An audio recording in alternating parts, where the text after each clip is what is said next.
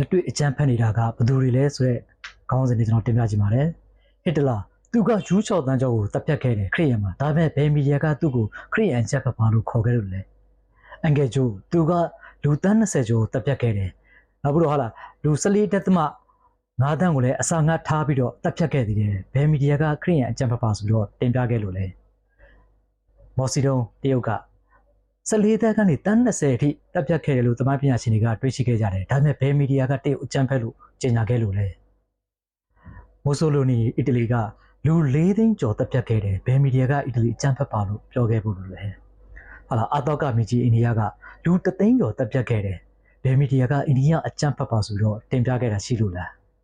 ဟာလာဂျော့်ဘုတ်ကလက်ထက်မှာအီရတ်ကိုစစ်လုပ်ခဲ့တဲ့အမေရိကန်စစ်တပ်တွေကအပြစ်မဲ့တဲ့အရွယ်မြောက်သေးတဲ့ကလေးတွေကို9သိန်းတိတပ်ဖြတ်ခဲ့ကြတယ်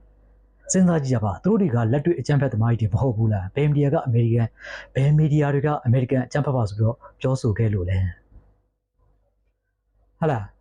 ကမ္ဘာပထမ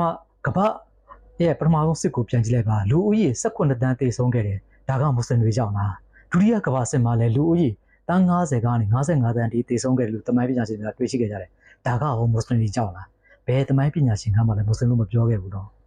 ဟာလာဂျပန်နိုင်ငံဟီတိုရှီမာနဲ့နာဂါဆာကီမှာကျဲခဲ့တဲ့ဘုံတွေကြောင့်လူဦးရေ2သိန်းကျော်သေဆုံးခဲ့ရတယ်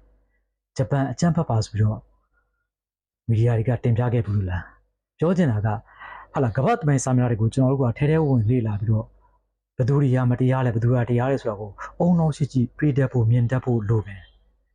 တစိတ်ကြီးကျွန်တော်တို့ပဲအကြမ်းဖက်လက်တွေ့မှာဘယ်သူတွေကအကြမ်းဖက်နေတာလဲ